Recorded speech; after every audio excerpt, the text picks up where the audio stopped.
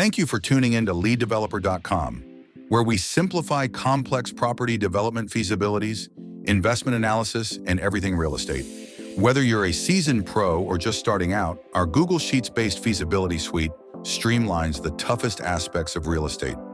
Lead Developer Feasibility Suite is trusted by thousands in over 17 countries. Our tools cover everything from quick assessments to detailed cash flow projections and more. Sign up today at leaddeveloper.com for unlimited free access to our expanding library of real estate tools. No credit card needed. Plus, get full support through Edge with step-by-step guidance, exclusive courses, and resources designed for your success. Turn numbers into narratives that win over investors and lenders. Join Lead Developer now. All right, strap in, everyone, because today we are going deep into the sometimes very mysterious world of equity finance for property development. Mysterious is a good word for it. And it can be a little intimidating, too, especially for newcomers. Yeah, no doubt about it. But hopefully, by the time we're done with this deep dive, it won't feel quite so mysterious or intimidating. That's the goal. So we're going to be using excerpts from this really comprehensive guide we found. And it's packed with insights. It really is. And, if anyone out there has ever been even a little bit curious about how those massive real estate projects get off the ground, well, this deep dive is for you. Definitely. We're going to be peeking behind the curtain to see how the funding magic happens. Yeah, because it's not always as straightforward as just, walking into a bank and getting a loan. Right. It's often way more complex than that. Way more complex. So think of it like this. You've got this amazing idea for a development project, right? But the bank's just not willing to front all the cash you need.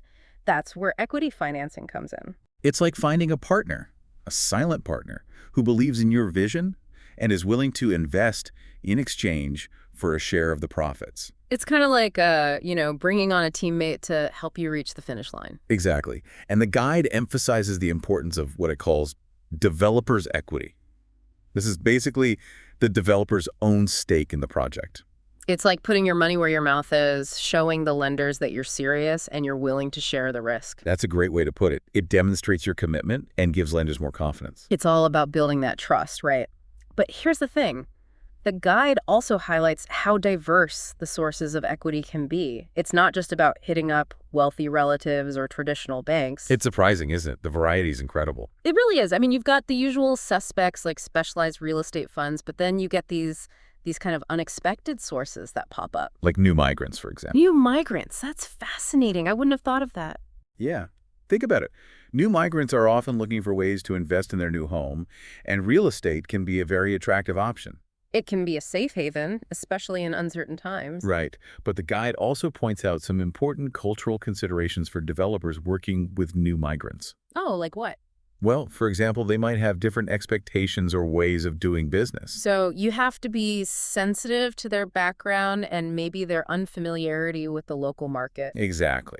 Building trust and understanding is crucial in those situations. Communication is key.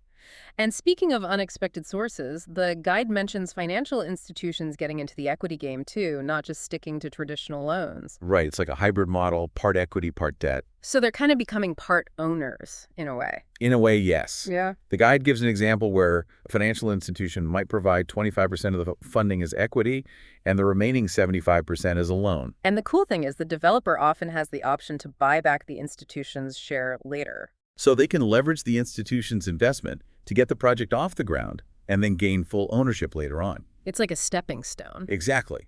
A clever way to structure deals. And here's another one that I found surprising. Architects and builders sometimes contribute their services as equity. Makes perfect sense when you think about it. Yeah. Their expertise is valuable. Yeah, and their success is tied to the project too, so it's in their best interest to make sure it's a success. Exactly. The guide refers to this as sweat equity. And it's not just about putting in hours of work. It's about the value they bring with their skills and expertise. So if you have construction or design skills, you could actually use those to reduce your financial burden. Potentially, yes. It's all about being resourceful. It's like having a secret weapon in your arsenal. Right. Now, speaking of resourcefulness, let's talk about developer compensation. It's not like developers are working for free and hoping for a big payoff at the end. Yeah, I've always wondered about this. How did they get paid throughout the project? Well, they actually build fees into the project structure. The guide mentions things like acquisition fees, management fees, and syndication fees. Wait, hold on. Those sound like very different things. Can you break this down a little bit? What's an acquisition fee, for example? Sure, an acquisition fee is basically a payment for finding and securing the land for the project. It's like a finder's fee. So they're getting compensated for their expertise in sourcing the right property? Exactly. Then you have management fees, which are for overseeing the day-to-day operations of the development. So making sure everything runs smoothly, on time, and within budget. You got it.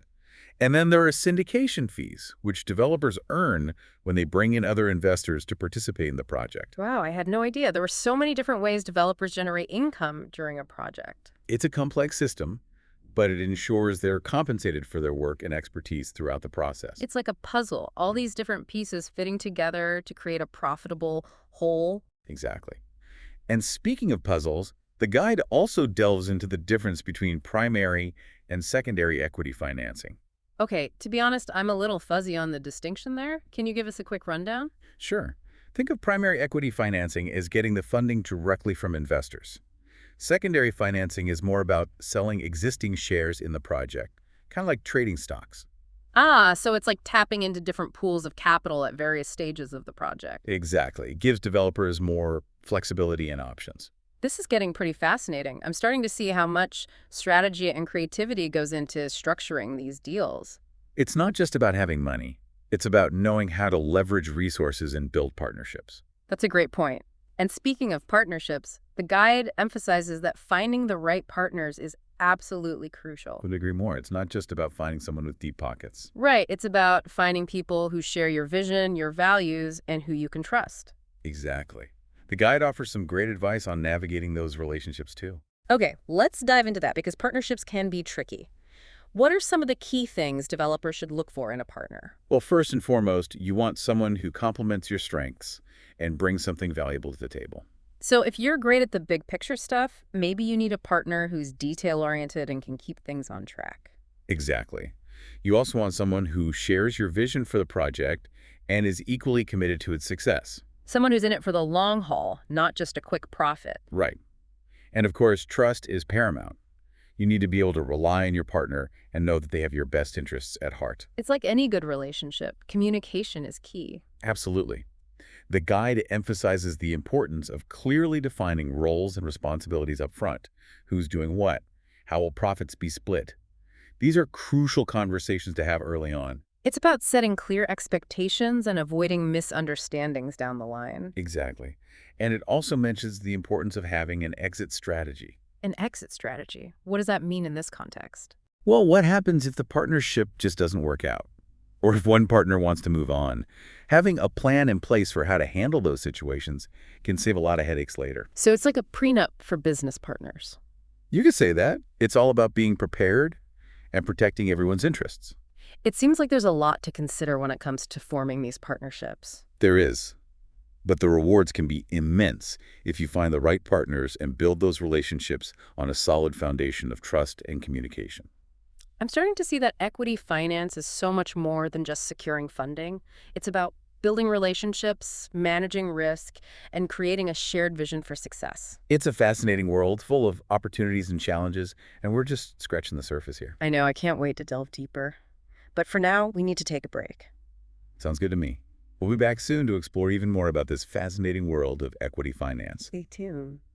Welcome back, everyone. And are you ready for more about equity finance? Because I know I am. Oh, I'm ready to dive back in, especially after all that talk about partnerships and building trust, which, I mean, let's face it, that's easier said than done sometimes, right? Absolutely. Yeah. It takes work and a lot of communication. But, you know, sometimes it's not just about finding the right partners. Sometimes it's about spotting those hidden opportunities that others miss. And this guide we're exploring dives into some really creative strategies that developers use. Okay, yeah, those creative strategies, let's talk about those, because sometimes you got to think outside the box, especially in real estate. Right. And one of the strategies that the guide highlights is rezoning. Rezoning, okay. Now, I know that can be a tricky business. It can be. It requires a lot of research, a lot of understanding of local planning schemes. Yeah, you got to know what's going on in the neighborhood, what the city's plans are. Exactly. But the payoff can be huge. So give us an example. How does rezoning actually work as a strategy for developers? Okay, imagine a developer who they find a piece of land that's currently zoned for, say, industrial use. Okay, so maybe it's like an old warehouse or factory or something. Right, exactly.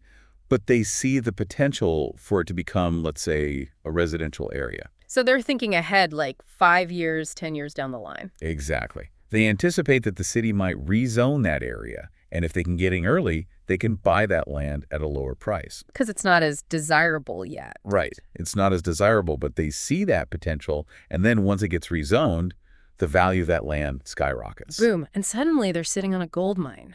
Well, it's not always that simple, of course, but you get the idea. It's about having that vision, that foresight to see what others don't.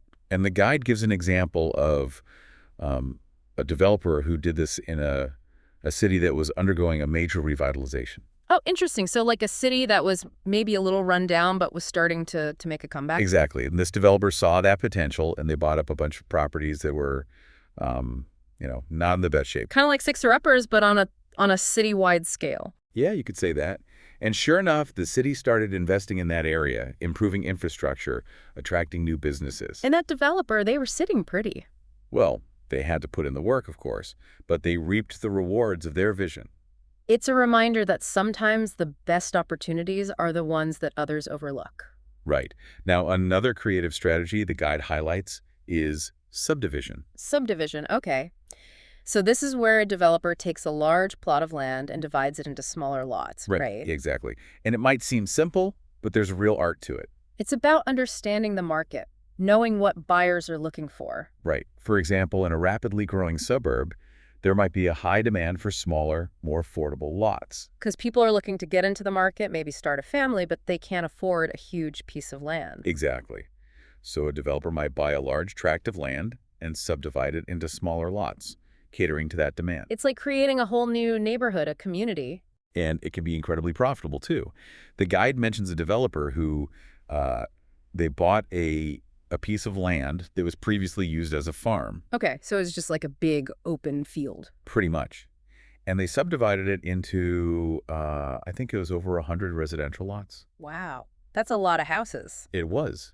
And because they were in a desirable location, close to schools and amenities, those lots sold like hotcakes. So they turned a farm into a thriving community and made a nice profit in the process. Exactly. And that's the power of subdivision. It's fascinating to see how developers can shape the landscape and create value where there was none before.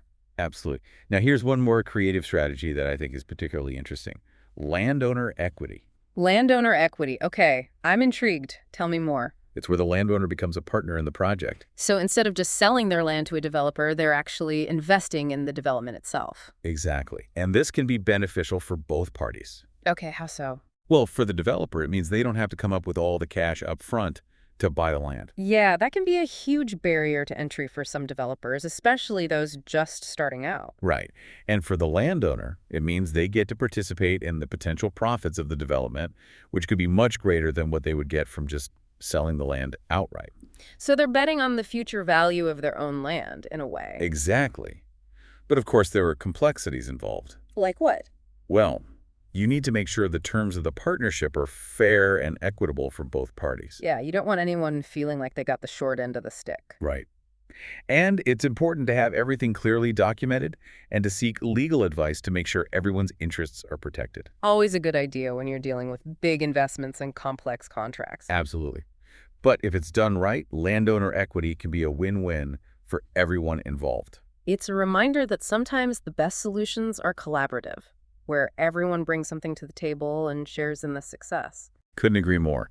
And it really highlights the importance of building those relationships and finding partners who share your vision. It's all coming together now. We've talked about creative strategies for finding and acquiring land, the importance of partnerships, and how developers get compensated. And now it's time to shift our focus to attracting investors, those crucial partners who can provide the funding to make those development dreams a reality. Okay, yeah, let's talk about investors, because ultimately, they're the ones who make it all happen. And that's where the Investor Information Memorandum, or II for short, comes in. We touched on this briefly before, but let's dive a little deeper. What exactly is an IIM, and why is it so important? It's essentially a comprehensive document that outlines everything a potential investor needs to know about the project. So it's like a detailed business plan, but specifically designed for investors. Exactly. It includes information about the project team, the market analysis, the financials, and the risks and opportunities. It's about painting a complete picture, giving investors all the information they need to make an informed decision. And it needs to be well-written, visually appealing, and most importantly, persuasive. Yeah, because you're essentially trying to sell them on your vision. Exactly. You want to capture their attention, make them excited about the project, and convince them that it's a worthwhile investment. So it's a combination of facts, figures, and a bit of storytelling. Exactly. You want to present the data, but you also want to tell a story that resonates with investors, that makes them feel like they're part of something special. It's like crafting a narrative that pulls them in and makes them want to be a part of the journey. Precisely. And the guide emphasizes that a well-crafted IM should address several key areas. Okay, what are those key areas? What are investors looking for? Well, first and foremost, they want to see a strong executive summary that outlines the project's goals and the potential returns.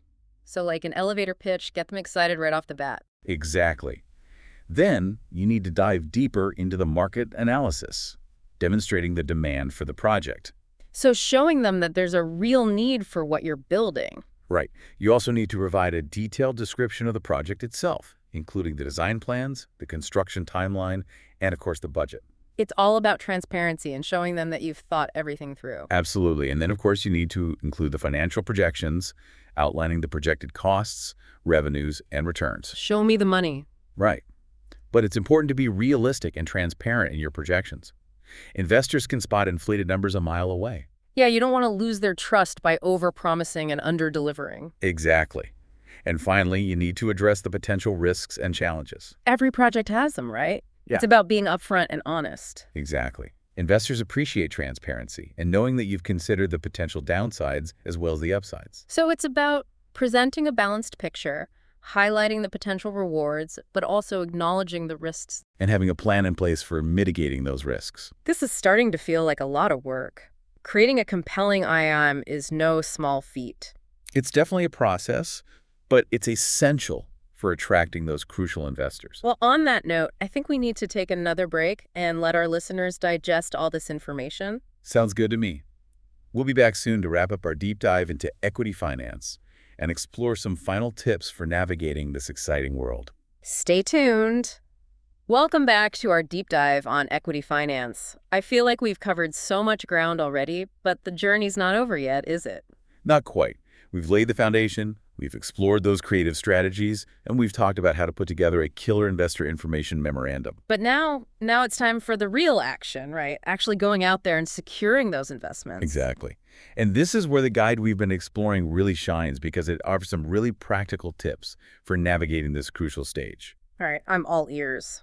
What are some key things developers should keep in mind when they're ready to approach investors? Well, the guide stresses the importance of remembering that you're not just asking for money, you're building a relationship. Yeah, it's about more than just, showing them the numbers, right? Exactly. Investors want to feel confident that their investment is in good hands. So it's about connecting with them on a personal level, establishing trust. Absolutely. And that ties into the guide's emphasis on communication. Mm-hmm. It's not just about what you say, but how you say it. Yeah, it's about being a good listener, reading between the lines, picking up on those subtle cues. Right. Active listening is key. Makes sense. So what about pitching the project? Any tips on how to make a killer pitch? Well, one thing the guide cautions against is overselling the project. Oh yeah, you don't want to come across as too pushy or desperate. Exactly. It's more effective to present a balanced and realistic picture. Acknowledge the risks as well as the rewards. Exactly. Honesty and transparency go a long way in building trust. Okay, so you've made the pitch, the investor seems interested. Now what? Time to hammer out the deal. Well, the guide emphasizes the importance of flexibility and compromise during the negotiation phase. Yeah, it's not a battle to be won, right? It's a partnership. Exactly. It's about finding a win-win solution. So both sides feel good about the agreement? Right. And having those clear goals in mind before you even start negotiating can really help. Knowing what you're willing to compromise on and what's non-negotiable. Exactly. And of course, as we've mentioned before, having legal counsel throughout this process is crucial. It's like having a trusted guide to help you navigate all the legalities. Absolutely. It's an investment that can save you a lot of trouble down the road. Okay, so negotiations are done. Everyone's happy. Time to sign on the dotted line. Well, almost.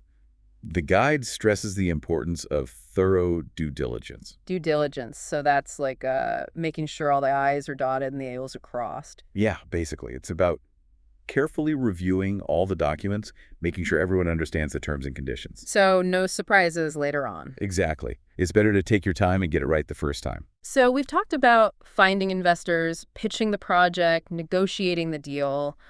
What are some final takeaways that our listeners should keep in mind? Well, I think one of the biggest takeaways from this deep dive is that equity finance is a dynamic and ever-evolving field. It's not a one-size-fits-all approach. Definitely not.